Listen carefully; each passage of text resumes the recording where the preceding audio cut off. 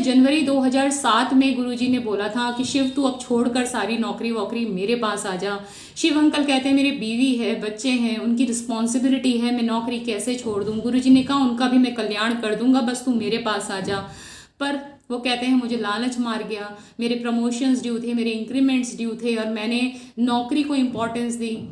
आज वो पछताते हैं कि काश मैं उस टाइम अपने दोस्त के पास आ गया होता तो पता नहीं आज उन्होंने मुझे क्या कुछ नहीं ब्लेस कर दिया होता। तो वो कहते थे गुरुजी कि तू आ जा, हम बातें किया करेंगे, पर वो नहीं आए।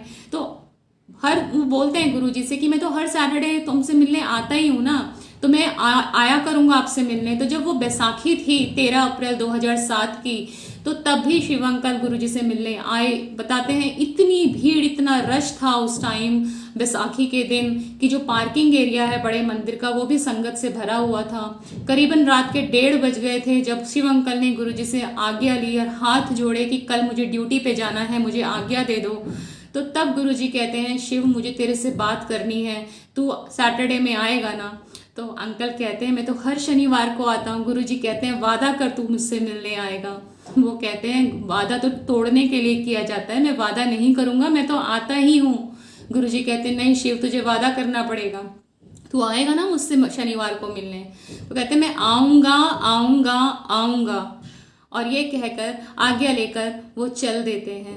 जब उनकी गाड़ी को बैक करके निकाला जाता है तो वो देखते हैं कि साइड में कोई खड़ा है। फॉग उसमें रश था, काफी संगत जा रही थी। उन्हें लगा कौन है जो मेरी गाड़ी के साइड में खड़ा है। जब वो शीशा नीचे करते हैं तो वो देखते हैं कि गुरुजी नंगे पैर उनको बाहर तक छोड़ने आए। वो कहते हैं गुरुजी आप यहाँ पर कैसे आ गए हो, आपकी गद्दी खाली है, अभी इतनी संगत वहां पर बैठी हुई है, आप गद्दी छोड़कर क्यों आए। तो गुरुजी पता है क्या कहते हैं, गुरुजी कहते हैं गद्दी पर तो गुरुजी बैठा ही है, गद्दी पर वहां गुरुजी है, यहाँ जो खड़ा है जो तुझे छोड़ने आया है वो तेरा दोस्त है, वो तुझे तेरा वादा याद दिलाने आया है कि तू शनिवार में मुझसे मिलने आएगा। वो कहते हैं हाँ जी मैं आपसे मिलने आऊंगा शनिवार में। और ये कहकर वो चल देते हैं। संगत जी एक शनिवार आता है, वो नहीं आ पाते क्योंकि उनकी ड्यूटी लग जाती है, क्योंकि वो फौज में थे। उसके बाद करते करते 5-6 शनिवार निकल जाते हैं, शिव अंकल नहीं आ पाते। 30 मई 2007 में करीबन 1:15 बजे उनके एक लैंडलाइन फोन जो उनके ड्राइंग रूम में रखा होता है वहां पर कॉल आती है। और उस कॉल में जब वो 2 बार बोलते हैं हेलो हेलो, पहली बार तो वो फोन उठाते ही नहीं है कि कोई बदमाशी कर रहा है रात में परेशान करने के लिए। जब वो दूसरी बार उठाने जाते हैं तो 2 बार बोलते हैं हेलो हेलो। और वहां से कहते हैं शिव तू मुझसे मिलने आया नहीं, तूने वादा तोड़ दिया, मैं तो तुझे बस ब्लेस करने के लिए बुलाने वाला था, तुझे इतनी खुशियां देता, इतना ब्लेस करता, चल तू नहीं आया, मैं तुझे ब्लेस करता हूँ। शिव अंकल कहते हैं मैं कल पहली बस से ही आपसे मिलने आ रहा हूँ गुरुजी, मुझे माफ कर दो, मेरी ड्यूटी लग गई थी। कहते हैं नहीं अब आने की कोई जरूरत नहीं है, अब मैं तुझसे नहीं मिल पाऊंगा, ना मैं तुझसे बात कर पाऊंगा, ये हमारी आखिरी मुलाकात है। वो सोचते हैं मेरा दोस्त मेरे गुरुजी मुझसे नाराज हो गए कि आप नाराज क्यों हो रहे हो, मैं कल सुबह पहली बस से आपसे मिलने आऊंगा।